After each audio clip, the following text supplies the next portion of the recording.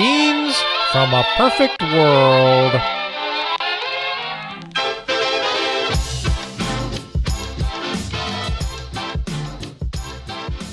Morning, Billy. What's that you're doing there? Oh, hi, Grandpa. I'm trying to fix my chair. Getting a little wobbly in the legs, is it? Yeah. Could you hold it steady for me? Well, sure.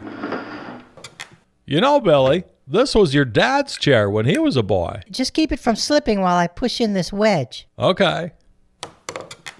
So this was Dad's chair? Yep, and your little table here, too.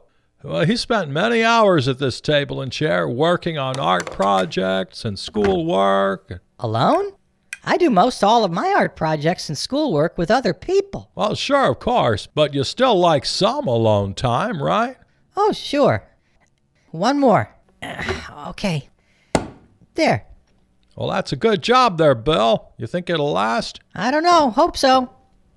Hey, what are you two up to? Hi, Dad. I just fixed my chair. Good. But you know, Billy, I think maybe you're getting a little too big for this table and chair. You've outgrown them. You think? Yes, I think your dad's right there, Bill. I tell you what, I'll go over and see Chaz today and see if he can build you a brand new table and chair, just your size. Brand new? Brand new? I don't need new, Dad. Let's just go to the store after school and pick one out. Well, to tell you the truth, I could see you needed a bigger table and chair, and I've been checking down at the store.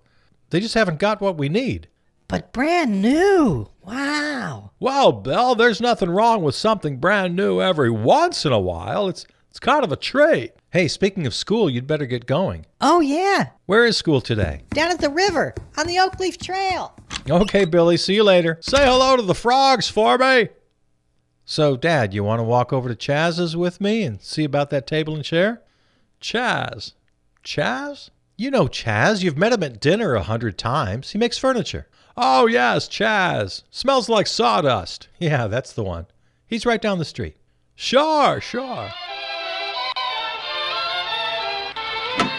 Hi, Chaz. You busy? Hey, Pat, come on in, man. Gate's open.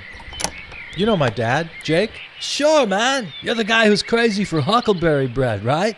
How you doing, Jake? Well, hello, Chaz. You got a beautiful day for working here. Yeah, I'm set up to work inside, too. But I only go in if it's raining. Say, what's that you're working on? That's beautiful. Thanks, man. It's a sculpture of my mother when she was young. See this part here? She's going to be holding a book. She was a big reader. And writer, of course. Oh, yeah. I think I've read one or two of her books. Memoirs, right? Yeah, man. Family stories, local history, philosophy. You remember Dad. Shayla Green? You've seen her books in the library. Shayla Green. Shayla Green was your mother? Yeah, man. In fact, I thought I'd give the sculpture to the library when it's finished, man. Well, it's really beautiful. So what kind of wood is this? Oh, that's sugar maple. Good for carving. It can be a little tough, though. It's pretty hard and dense. Well, that's good, though. It'll last, right? Yeah, exactly, man. It's got a nice straight grain, a little waviness, though, but fine texture. It's great for musical instruments. I use it for baseball bats, too. Thought it would be just right for Mom. Well, it sure is something. Well, we don't want to bother you if you're in a flow here. No, man, that's cool. I could use a little break. You guys want some tea? There, help yourself. So, what's up with you guys? Well, we wondered if you'd be able to build a table and chair for Billy. You know Billy, my son? Sure, man. How's Billy doing? Well, he's growing every day. Yeah, as a matter of fact, he's outgrowing the furniture in his room. Needs something, for projects and whatnot. Yeah, man, I could do that, sure. You're not too busy with other things? No, man, happy to do it. You know, when I was a boy, if I needed a desk and chair, my folks would go to the old Walmart up here on Capitol and buy some cheap presswood thing, rickety from the start. Last a couple of years and then pfft. Yeah, those were dark days, weren't they, Jake? Dark days is right. You bet they were. Of course, people with a little more money than we had, well, they'd go to the IKEA down in Oak Creek and get something a little nicer than they had at Walmart. But still, you'd have to drive all the way down there and pay through the nose and load it up yourself and then haul it home and put it together yourself. No thanks. Yeah, man, I've read about that. I did research on the history of furniture making for my dissertation. Why didn't you just go to your neighborhood furniture maker? Well, sure, now every neighborhood in the world has got at least a dozen excellent furniture makers. But in those days, man, most furniture was built in just a few huge factories and sold in big stores. There weren't individual furniture makers like you and like Janice down the street? And Marcos and Siobhan, well, yeah, a few. But it's not like now, man. They were few and far between. And of course, those were the money days. So only a few people had the money to buy handcrafted furniture. Handcrafted? Yeah, that's what they used to call it, man. Handcrafted.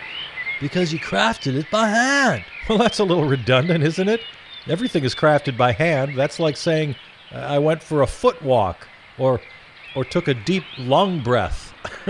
Sure, man, everything now is handcrafted. So you're right, now it is redundant. That's why the expression disappeared. But in those days, it was the exception. Furniture was built in huge factories by thousands of people on assembly lines, and then by robots. And it wasn't just furniture. It was literally everything you needed. Shoes, clothes, everything was made like that. Most of it not even in this country, let alone in the neighborhood. It was crazy. They called it manufacturing. There's another word that's disappeared. Manufacturing. That's the money way of building things. Now, pretty much everything we need comes from local resources and is created by local builders and artisans. Oh, yes, I almost forgot. I remember that word. Manufacture. Kind of ironic, actually. The etymology of that word goes back to the 16th century, man. It originally meant made by hand, from the Latin man or hand and factura or work. But after a little while, it came to mean the use of mass labor or machinery. And then later, and I think quite appropriately, the word manufacture took on the figurative meaning to produce something artificially or to invent fictitiously. You have researched this. Yeah, man, I'm writing a book. Pat, did I tell you that I'm writing a book? An autobiography. Yeah, Dad, you mentioned it. It's based on all my experiences. I get it, man. A Seinfeld reference. Oh, Dad. Yeah, you guys are a hoot.